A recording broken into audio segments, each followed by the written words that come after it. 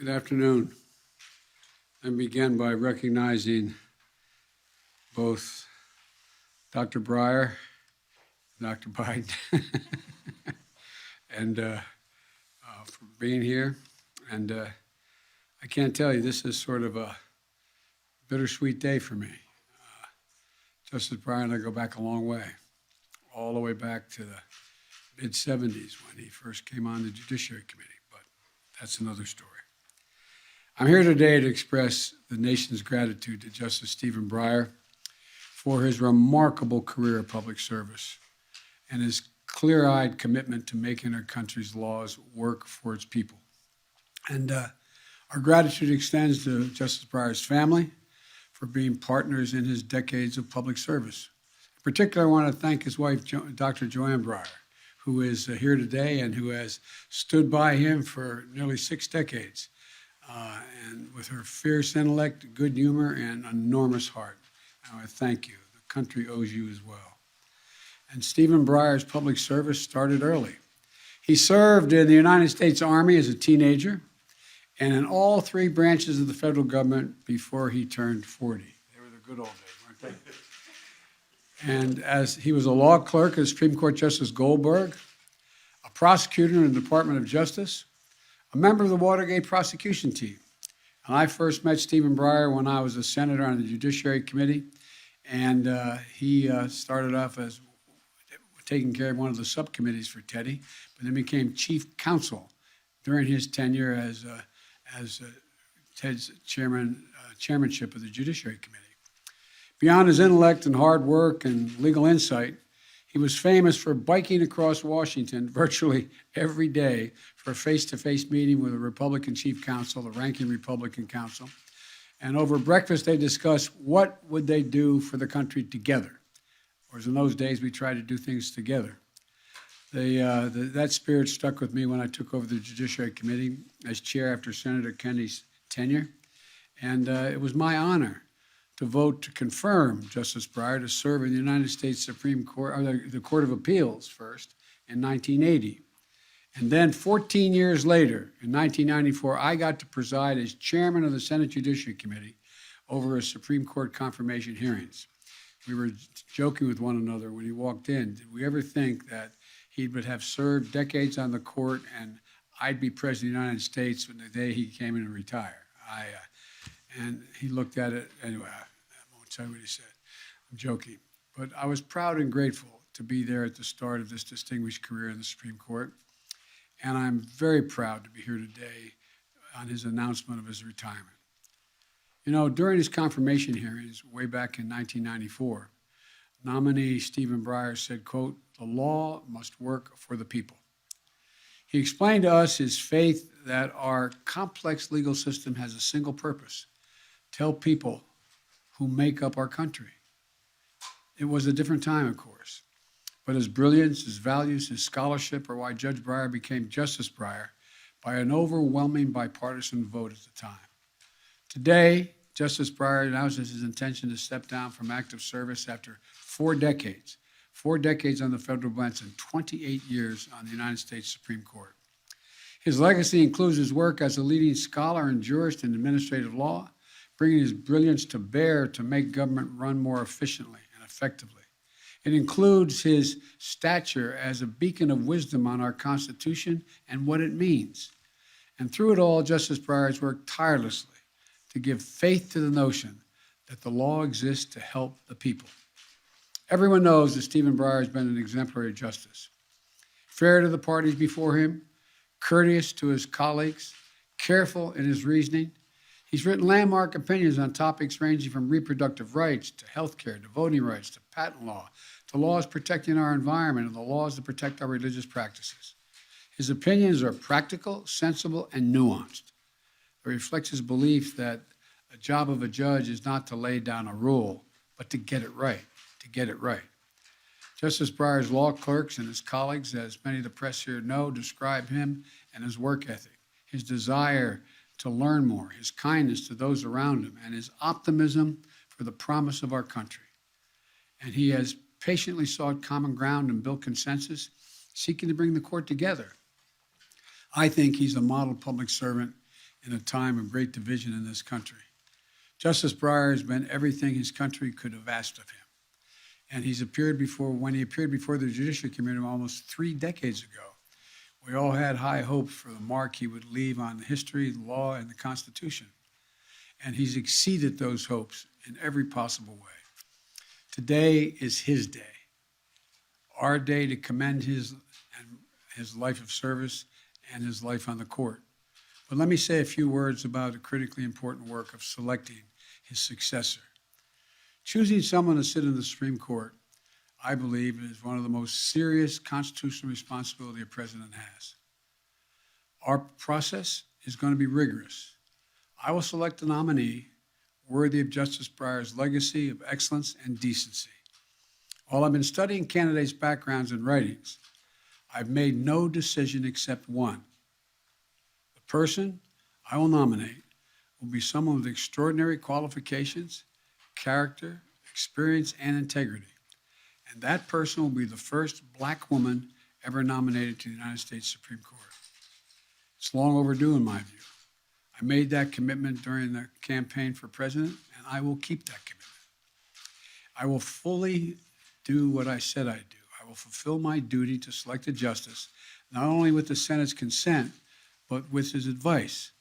You've heard me say in other nomination processes that the Constitution says seek the advice and consent, but the advice as well of the Senate. I'm going to invite senators from both parties to offer their ideas and points of view. I'll also consult with leading scholars and lawyers. And I'm fortunate to have advising me in this selection process Vice President Kamala Harris. She's an exceptional lawyer, former Attorney General of the state of California, a former member of the Senate Judiciary Committee. I will listen carefully to all the advice I'm given, and I'll study the records and former cases carefully. I'll meet with the potential nominees, and it is my intention to announce my decision before the end of February. I have made no choice at this point. Once I select a nominee, I will ask the Senate to move promptly on my choice. In the end, I will nominate a historic candidate, someone who is worthy of Justice Breyer's legacy, and someone who, like Justice Breyer, will provide incredible service on the United States Supreme Court. Justice Breyer, on behalf of all the American people, I want to thank you and your family for your tremendous service to our nation. I'm going to yield the floor to you, Mr. Justice.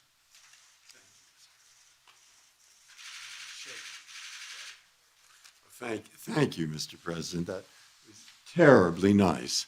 And believe me, I hold it right here. It's wonderful. And I thought about what I might say to you, and I'd like to say something I enjoy is talking to high school students, grammar school students, college students, even law school students.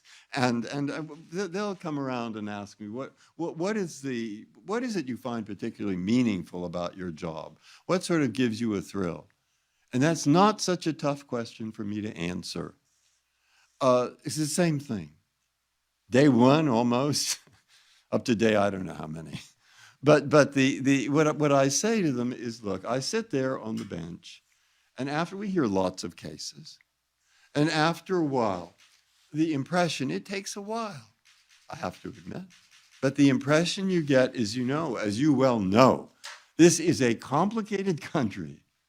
There are more than 330 million people, and my mother used to say it's every race, it's every religion, and she would emphasize this, and it's every point of view possible.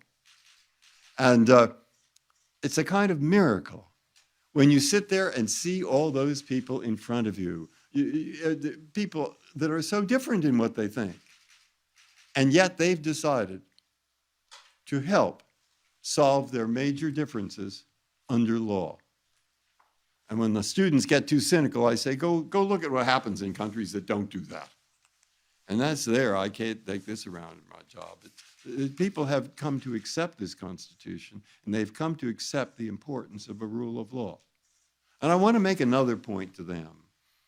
I want to say, look, of course people don't agree, but we have a country that is based on human rights, democracy, and so forth. But I'll tell you what Lincoln thought, what Washington thought, and what people today still think. It's an experiment. It's an experiment. That's what they said. And Joanna paid each of our grandchildren a certain amount of money to memorize the Gettysburg Address. And the reason that what we want them to pick up there and what I want those students to pick up, if I can remember the first two lines, is that 7 years ago, our fathers created upon this here a new country, a country that was dedicated to liberty and the proposition that all men are created equal. Conceived in liberty, those are his words, and dedicated to the proposition that all men are created equal. He meant women too. And we are now engaged in a great civil war to determine whether that nation or any nation so conceived and so dedicated can long endure. See, those are the words I want to see, an experiment. And that's what he thought. It's an experiment. And I found some letters that George Washington wrote where he said the same thing. It's an experiment. That experiment existed then because even the liberals in Europe, they're looking over here and they're saying it's a great idea in principle, but it'll never work. But we'll show them it does. That's what Washington thought. And that's what Lincoln thought.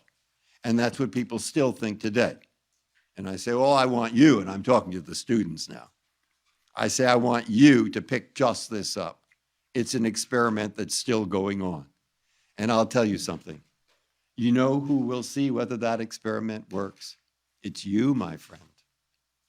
It's you, Mr. High School student. It's you, Mr. College student. It's you, Mr. Law School students. It's us, but it's you. It's that next generation and the one after that. My grandchildren and their children. They'll determine whether the experiment still works. And of course, I am an optimist, and I'm pretty sure it will. Does it surprise you that that's the thought that comes into my mind today? I don't know, but thank you. Doctor, I don't know that you've ever been to the White House in the Lincoln bedroom, but I invite both of you to come and stay. And the Lincoln bedroom has, against the wall between the windows looking out, a handwritten copy of the Gettysburg Address written by Lincoln in that bedroom, allegedly, the sitting room. And so you got to come and see it. And even if you can't come and stay, bring your grandchildren so they can see it as well. Thank you all so very, very much for being here. And I'm not going to take any questions because I think it's inappropriate to take questions with the justice here. He's still sitting on the bench, and I'm going to give you your mask back. But you'll have plenty of opportunities to get me later today and for the rest of the week, next week too. So thank you very much. Thank you.